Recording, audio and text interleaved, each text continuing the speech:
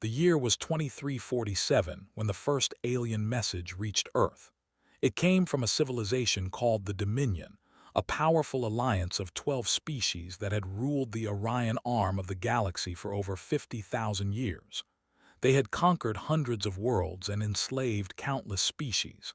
They had never known defeat, and now they had found Earth. Admiral Daniel Carter stood in the Great Hall of the United Earth Council, reading the translated message aloud to the assembled leaders of humanity. His voice was calm, but his hands gripped the document tightly. They were not offering friendship. They were offering chains. The terms were simple. Humanity would become a client species of the Dominion. They would surrender 70% of all their resources. They would provide workers for alien mining operations across the galaxy.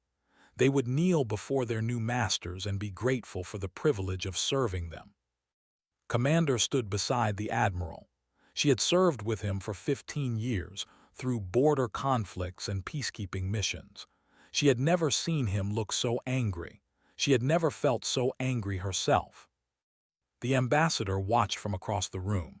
He was a tall creature with shimmering scales and 6 unblinking eyes. His species had done this 1,000 times before. Young civilizations always resisted at first. They always submitted in the end. The humans would be no different. Daniel Carter finished reading the ultimatum and set the document down on the table. The room was silent. Every leader, every general, every diplomat waited for someone to speak first. Daniel looked at the ambassador. His voice was quiet but firm. He told the alien that Earth refused their offer. He told them that humanity would never kneel. He told them to leave and never return. The ambassador's 6 eyes blinked in confusion. This had never happened before. He explained that this was not a request.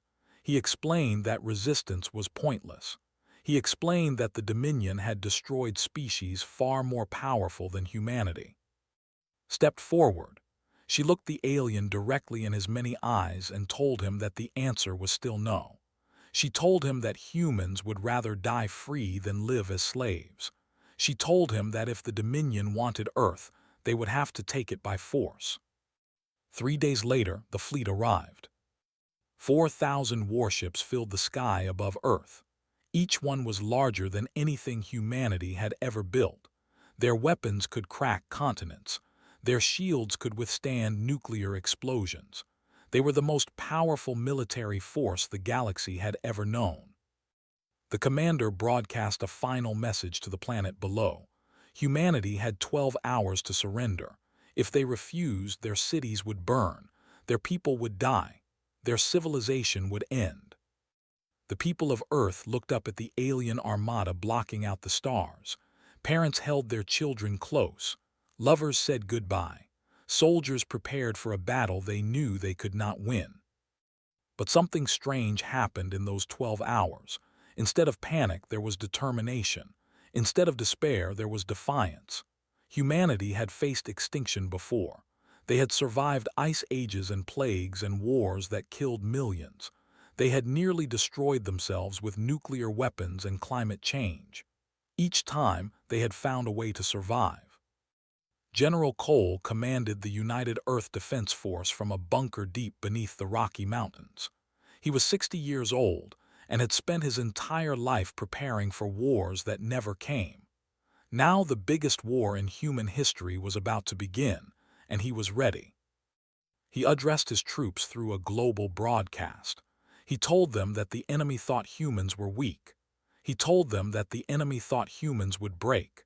He told them that the enemy had never met anything like humanity. He told them that today they would show the galaxy what humans did when someone threatened their home. The battle began at midnight. Human fighters launched from bases around the world, climbing toward the alien fleet like angry hornets defending their nest. They were outnumbered. Their weapons barely scratched the shields, but they kept fighting. The first wave of human pilots died within minutes. The second wave lasted a little longer. The third wave managed to damage a single enemy cruiser before being destroyed. But there was always another wave, always more pilots willing to die for their world. Lieutenant flew in the 7th wave. She was 26 years old, the daughter of farmers from Kansas. She had joined the Defense Force because she wanted to see the stars. Now she was going to die among them. Her fighter was hit early in the battle. Her weapons were destroyed. Her engines were failing. She should have retreated. She should have ejected. Instead, she aimed her crippled ship at the nearest capital ship and pushed her engines to maximum. Her last transmission was broadcast to every human on Earth. She told them that the aliens wanted their planet. She told them to come and take it. Her fighter hit the capital ship's reactor core at full speed. The explosion destroyed the massive vessel and damaged 3 others nearby. It was the first ship destroyed by human hands. The battle raged for 18 hours. Earth lost 60% of its orbital defenses. The bombardment killed 2 billion people in the first strikes alone. Cities that had stood for centuries became craters in seconds. But humanity did not surrender. When the sun rose over a burning Earth, the human forces were still fighting. They had adapted to tactics. They had found weaknesses in the alien formations. They had learned how to hurt their enemy. The commander was troubled. In 50,000 years of conquest, no species had ever fought like this. No species had ever refused to break. No species had ever become more dangerous as the battle went on. He sent a message to the Dominion High Council. He told them that the humans were unlike anything they had ever encountered. He told them that this war might take longer than expected. He told them that these creatures fought like they had nothing to lose. Far below, in the bunker beneath the mountains, General Cole looked at the casualty reports. Billions dead, most of the fleet destroyed, nearly every major city in ruins. He looked at his staff and told them to prepare for the next attack. He told them that today was just the beginning. He told them that humanity would never stop fighting. The war had begun, and humanity had no intention of losing. The first year of the war was the darkest time in human history. They had technology that was thousands of years ahead of anything on Earth. Their shields could stop nuclear missiles. Their weapons could melt mountains. Their soldiers had been bred for combat for generations. Humanity lost battle after battle. They lost cities and continents. They lost friends and family members. They lost nearly everything they had ever built. But they did not lose hope. Doctor was a physicist who had spent his career studying theoretical energy systems. Before the war, his work had been considered interesting but useless. Now it might be the only thing that could save his species. He worked in a secret laboratory hidden beneath the Antarctic ice. The facility was cold and cramped and filled with captured technology. His team worked 20 hours a day, sleeping in shifts, eating whatever food could be spared from the war effort. Their mission was simple. They had to understand how the alien technology worked. They had to find its weaknesses. They had to build weapons that could hurt the enemy. Made his first major discovery 6 months into the war. He was examining a damaged power core when he noticed something strange. The technology was incredibly advanced, but it was also incredibly old. The designs had not changed in over 8,000 years. He reported his findings to the War Council. He told them that they had stopped innovating long ago.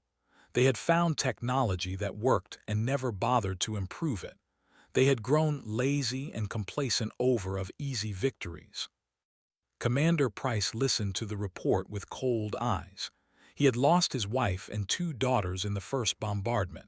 He had lost most of his fleet in the battles that followed. He had nothing left but the war. He asked how long it would take to catch up to the technology, told him 2 years, told him he had 18 months. While the scientists worked, the soldiers fought on. Captain Laura had been a cargo pilot before the war. She had never fired a weapon in anger. Now she led a fleet of converted mining ships on raids deep behind enemy lines. Her tactics were brutal and effective. She ambushed supply convoys. She sabotaged fuel depots. She attacked medical ships and communication relays. She did things that the galaxy considered war crimes. They were horrified. War was supposed to have rules. War was supposed to be civilized. Combatants were supposed to fight other combatants, not target support vessels and unarmed facilities. Laura did not care about their rules. They had killed her son in the first attack. They had burned her home city to ashes. They had tried to enslave her entire species. She would use every weapon available to hurt them. A captured officer once asked her how she could live with herself. He asked her how she could commit such atrocities and still call herself civilized. Laura looked at him for a long moment. She told him that he had killed her child. She told him that his people had destroyed everything she loved. She told him that there was nothing civilized about what she planned to do to his species. The officer never asked another question. Across the solar system, humanity was being pushed back to its final defensive line around the moon. 3/4 of the human population was dead. The survivors lived in underground bunkers, emerging only to fight or scavenge for supplies. Children grew up in darkness, never seeing the sun. Families were separated by the chaos of constant evacuation. The old world of peace and plenty became a distant memory. But the survivors adapted. They learned to fight in ways they had never seen. They used tunnels and traps and ambushes. They turned their own ruined cities into death traps for alien soldiers. They made the enemy pay for every inch of ground. Lieutenant Chris Morgan served on a defense cruiser called the Last Stand. It was an old ship, poorly armed and badly damaged from previous battles. Most of its crew was dead. Chris was the highest-ranking officer left alive. The ship was surrounded by 6 destroyers. There was no hope of escape. There was no hope of reinforcement. Chris had a choice between surrender and death. He chose neither. Doctor had delivered his breakthrough 3 months ahead of schedule. By combining shield technology with human nuclear fusion reactors, he had created something new. It was a directed energy weapon that could punch through any known defense. The prototype had been installed on the Last Stand just days before.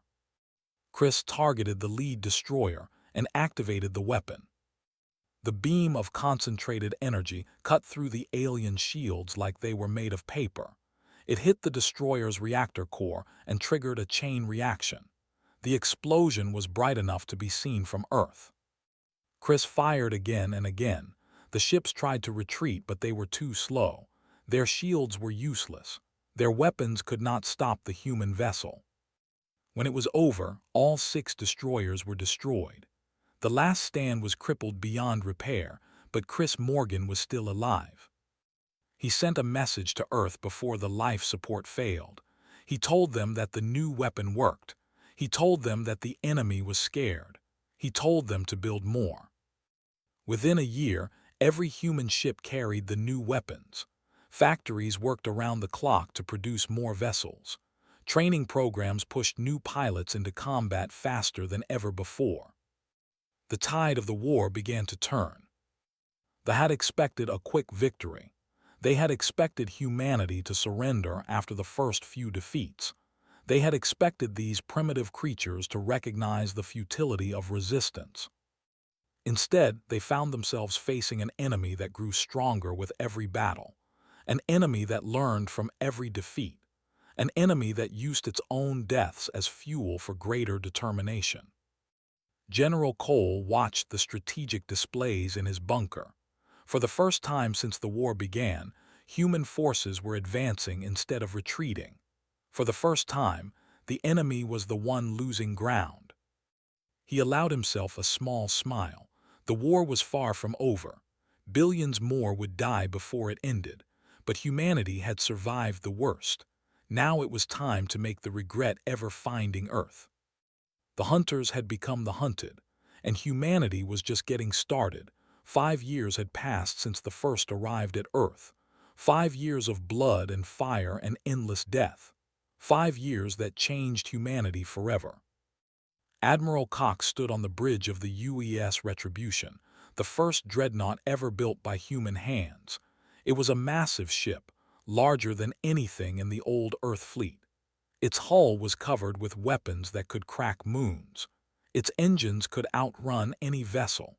It was a symbol of everything humanity had become. Behind the Retribution, 300 warships waited in formation. They were crewed by survivors and orphans, and people who had lost everything to the war. They were the most dangerous fleet in the galaxy. Ahead lay the staging ground at. It was the closest alien base to Earth, the launching point for every attack on humanity for the past 5 years. Today, it would fall. Commander Mitchell approached the Admiral with it in his hand. His face showed something between hope and disbelief. He told her that a transmission had arrived from the Dominion. Did not look away from the tactical display. She asked what the enemy wanted. Told her they were offering terms. They would withdraw from human space completely. They would recognize Earth's sovereignty. They would end the war. The bridge fell silent. Every officer stopped what they were doing. After 5 years of horror, the enemy was finally ready to make peace. Thought about her husband. He had been a teacher before the war. He had died in the first bombardment trying to evacuate his students to safety. She thought about her daughter, who had grown up in underground bunkers, who had never known a world without war. She thought about the 12 billion humans who had died since that first ultimatum. She asked to send a counteroffer. She told him to demand unconditional surrender. She told him they must lay down all weapons. She told him all Dominion species must pay reparations for the destruction they had caused. She told him the enemy must reveal the location of every colony, every outpost, every resource in their territory. Stared at her. He told her they would never accept those terms. Finally turned to look at him. Her eyes were hard and cold. She told him she knew. She told him that humanity had not started this war. She told him that humans had not wanted this war. But the enemy had come to their home and tried to make them slaves. The enemy had killed their families and burned their cities. She told him that they did not get to have peace. They would get exactly what they had planned to give humanity. The battle lasted 3 weeks. They had fortified the system with everything they had. 2,000 warships defended the space around the star. Orbital platforms bristled with weapons. Ground forces waited on every moon and asteroid. It was not enough. Human ships attacked in patterns that seemed random but were carefully calculated. They struck weak points in the enemy formation, retreated before counterattacks could land, then struck again from different angles. They used asteroids as shields and gas giants for gravitational boosts.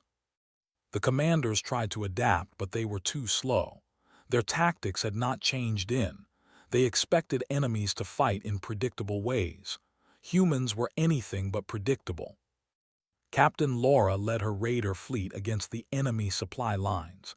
She destroyed fuel tankers and ammunition ships, leaving the warships stranded and defenseless. Her tactics were still brutal. They were still effective. Commander Price commanded the assault on the main orbital platform. His ship was hit 17 times during the approach. He lost half his crew before reaching weapons range. He kept fighting until the platform was nothing but debris. When the battle finally ended, humanity controlled its first star system beyond the sun. They sent a delegation to negotiate.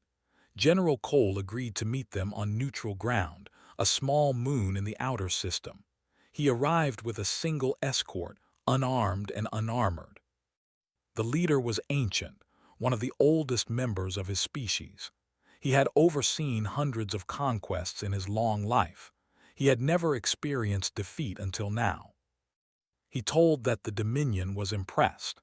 He told him that humans had proven themselves worthy adversaries. He told him that surely both sides could see the value of ending the bloodshed. Listened without expression. When the alien finished speaking, he remained silent for a long moment. Finally, he told the leader that he was right about one thing. Humanity had survived. They were the first species to ever resist the Dominion and live. That should tell the aliens something important. The leader asked what that was. Smiled, but there was no warmth in it. He told them that every species they had destroyed before did not have what humans had. They did not have 5,000 years of practice killing each other. Humans had fought world wars and civil wars and religious wars. They had invented weapons that could end all life on their planet. They had nearly destroyed themselves a dozen times. He told the alien that compared to human history, this war was nothing special. Humanity was just getting warmed up. The delegation returned to the Dominion with a warning. The humans were coming. They could not be stopped. They could not be reasoned with. They would not accept anything less than total victory. The Dominion High Council received the report with growing terror. They had ruled the galaxy for 50,000 years. They had never known fear. Now they understood it perfectly. Admiral Cox stood on the bridge of the Retribution as her fleet prepared to move deeper into enemy territory. The first battle was won, but the war was far from over. She looked at the stars ahead and thought about everyone she had lost. She thought about the billions who would never see this day. She made them a silent promise. Humanity would never stop. Humanity would never surrender. And when this war ended, the galaxy would remember what happened to those who threatened Earth. The enemy had created a monster. Now they would learn to live with the consequences. The war spread across the stars like fire through dry grass. Humanity pushed into space with a fury that shocked the entire galaxy.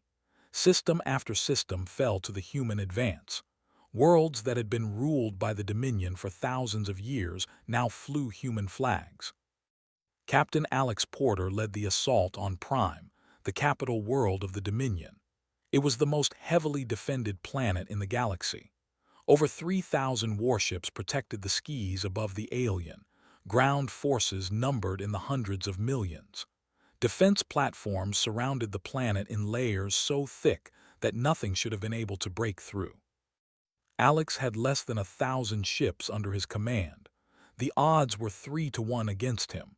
His commanders told him the attack was suicide.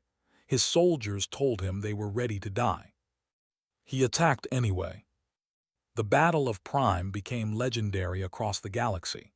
Human ships moved in formations that seemed like chaos but were actually carefully coordinated strikes. They hit the enemy where defenses were weakest, retreated before they could respond, then struck again from different directions. Alex used the planet's own moons as weapons. He crashed captured asteroids into orbital platforms. He sent small strike teams to sabotage enemy vessels from the inside while the main fleet drew their attention. The commanders could not understand what was happening. Their tactics were based on thousands of years of military tradition. They expected enemies to form battle lines and exchange fire until one side was destroyed. Humans did not follow any rules they recognized. The battle lasted for 12 days. Human losses were horrific. Alex lost over half his fleet in the fighting. Tens of thousands of soldiers died in space and on the ground, but they kept coming. They always kept coming. When the fleet finally broke, Alex led the ground assault himself. He landed with the first wave of troops and fought through the streets of the alien capital with a rifle in his hands. The fighting was brutal and close. There was no glory in it, only blood and death and the grim determination to keep moving forward. His company started with 200 soldiers. By the time they reached the Dominion Senate building, only 40 remained. They were exhausted and wounded and covered in the blood of friends and enemies alike. But they raised the human flag over the alien capital. They stood in the heart of the empire that had tried to enslave them and declared victory. The message to the galaxy was clear. Humanity would pay any price for victory. No target was beyond their reach. No enemy was safe from their wrath. Other species within the Dominion began to surrender without fighting. They were a warrior race that had served as the Dominion's shock troops for. They had never retreated from any battle. They had never known fear. After their first engagement with human forces, they refused to fight again. Commander Taylor was sent to interrogate a captured general. He was a massive creature, twice the size of any human, with claws that could tear through steel. He had killed thousands in his long military career. He was terrified of the small human woman standing before him.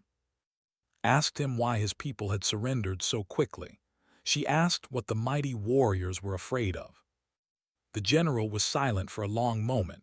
Then he spoke. He told her that his people had fought many wars. They had seen courage and skill and determination in countless enemies. But humans were different. Humans did not fight to win. Humans fought to destroy. They would set themselves on fire if it meant burning their enemies with them. He told her that his people could face any enemy that feared death. They could not face an enemy that welcomed it. Did not correct him. She did not explain that humans feared death as much as any species. She did not tell him that every soldier who died in this war had left behind grieving families and broken hearts. She simply told him that humanity feared slavery more than death. She told him that as long as a single human drew breath, they would fight against anyone who tried to put them in chains. The Dominion began to fracture. Species that had been united turned against each other. Some surrendered to humanity. Some fled to distant corners of the galaxy. Some tried to negotiate separate peace agreements, offering resources and technology in exchange for protection. Human forces liberated slave worlds that had been oppressed for thousands of years. Species that had never known freedom suddenly found themselves owing their liberty to the same humans that the Dominion had dismissed as primitive animals. Dr. Now led a massive research initiative aboard a converted science station. His teams had reverse-engineered alien technology that had taken other species to develop. They had improved on it, combining systems with human innovation. He reported to the War Council that humanity had surpassed their enemies. They were no longer catching up to technology. They were exceeding it. In another decade, humans would be the most advanced species in the galaxy. General Cole studied the strategic displays in his command center. The old general was in his 80s now, his hair completely white and his body worn by decades of war. But his mind was still sharp, and his determination had not wavered. Human forces controlled nearly half of the former Dominion territory. The enemy was fragmenting under the pressure of constant defeat. Victory was finally within reach. But knew that winning the war was not enough.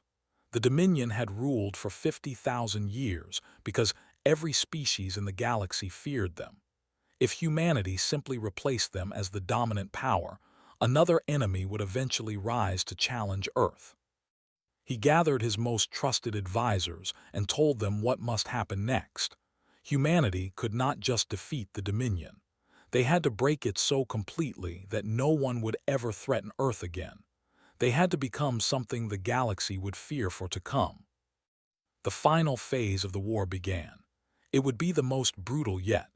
The war ended not with a great battle, but with a surrender so complete that it changed the galaxy forever. 20 years had passed since the first ship arrived at Earth. 20 years of endless war. 20 years that had transformed humanity from a young species, barely reaching the stars, into the most feared civilization the galaxy had ever known. Admiral Daniel Carter stood on the bridge of the UES Legacy of Earth, the largest warship ever constructed by human hands.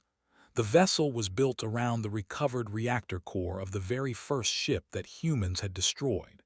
It was a reminder of how far they had come and what they had become. The ambassador approached the signing table with trembling hands. He was a direct descendant of the one who had delivered the original ultimatum to Earth 2 decades earlier. His ancestors had demanded that humanity kneel. Now he was the one kneeling. The surrender terms were brutal by any standard. The Dominion would disarm completely. Every warship would be destroyed. Every weapon would be surrendered. They would pay reparations that would take centuries to complete. But the most important term was recognition. The galaxy would acknowledge human sovereignty over all contested space. No species would ever threaten Earth again. The ambassador pressed his seal to the document with shaking appendages. He looked at Daniel with his 6 eyes, and for the first time, the human saw something other than arrogance in that alien gaze. He saw fear. The ambassador spoke quietly. He told Daniel that humans had taught his species the meaning of terror. He told him that the galaxy would never be the same. Daniel met his gaze without blinking. He told the ambassador that was exactly the point. Commander had stood beside Daniel on that first day when the ultimatum arrived. She had been young then, full of anger and defiance. Now her hair was gray and her face was lined with the weight of 2 decades of war. She became humanity's chief diplomatic envoy. Her job was to explain to the rest of the galaxy what humans were capable of and what would happen to anyone who threatened them. She addressed the assembled representatives of over 300 spacefaring species. They had come from every corner of the galaxy, drawn by fear and curiosity to see the beings who had destroyed the mighty Dominion. Told them that humanity did not want to conquer them. She told them that humans did not want to rule them. All they wanted was to be left alone to live in peace. Then her voice grew cold. She told them that anyone who threatened Earth, anyone who harmed a single human, would face the same fate as the Dominion. Human fleets would come for them. Human soldiers would never stop fighting. And when it was over, their species would exist only in the memories of those who survived. The message spread faster than light. Species who had never heard of Earth suddenly knew its name. They learned about the war, about humanity's refusal to surrender, about the relentless advance that had crushed the greatest empire the galaxy had ever known. 10 years after the war ended, a survey ship from a distant spiral arm encountered a human patrol vessel. The alien captain had never met a human before. He had only heard stories. He immediately transmitted a surrender signal. Lieutenant Mitchell Jr. was the son of a war hero. He had been born in the underground bunkers during the darkest days of the conflict. He had grown up hearing stories of sacrifice and determination from veterans who had seen humanity at its worst and best. He stared at the surrender message with a mixture of sadness and understanding. The aliens had not attacked. They had not made threats. They had simply heard that humans were nearby and decided that submission was the safest option. His first officer, a young woman named Nash, shook her head. She said they had not even spoken to the aliens yet. She said they had just arrived. Nodded slowly. He told her that the aliens had heard the stories. Everyone in the galaxy had heard the stories now. 1,000 light years away, on a rebuilt Earth, children played in parks under a blue sky. They went to schools where they learned about history and science and art. They dreamed of futures among the stars, futures full of wonder and possibility. They learned about the war in their classrooms. They visited memorials to the billions who had died. They listened to aging veterans speak about sacrifices made before they were born. General Cole gave one final interview before his death. He was 93 years old, his body frail but his mind still clear. He had led humanity through its darkest hour and lived to see the light on the other side. The interviewer asked him if it had been worth it. She asked about all the death and destruction. She asked about the terrible things that had been done in the name of survival. Was quiet for a long time. He looked out the window at the green hills and blue skies of a world at peace. He told her that his great would grow up free. He told her that no alien fleet would ever darken Earth's horizon again. He told her that the galaxy trembled at the mention of humanity's name. Then he told her the truth that few wanted to hear. Humans had not wanted to become what they became. They had not chosen to inspire such fear across the stars. They had simply refused to become slaves. If that meant the galaxy would fear them forever, then so be it. The enemy had brought this on themselves. The war that lasted 20 years changed everything. 1,000 species now lived in the shadow of humanity's reputation. Conflicts that might have escalated into bloodshed were resolved peacefully because no one wanted to draw human attention. Injustices were corrected not out of morality but out of terror. Historians would debate for centuries whether humanity had been right to pursue such total victory. Some argued that fear was a poor foundation for peace. Others pointed out that the galaxy had never been more stable than it was under human dominance. But on Earth, the debates did not matter. Children slept safely in their beds. Parents did not fear invasion. The species that had nearly been exterminated had not only survived but thrived. And in the depths of space, on worlds that had never seen a human in person, species spoke in whispers about the creatures from the small blue planet. They told stories about a war so brutal that it had broken the unbreakable. They warned their children never to anger the beings called humans. The galaxy trembled at humanity's name. And humanity slept peacefully at last.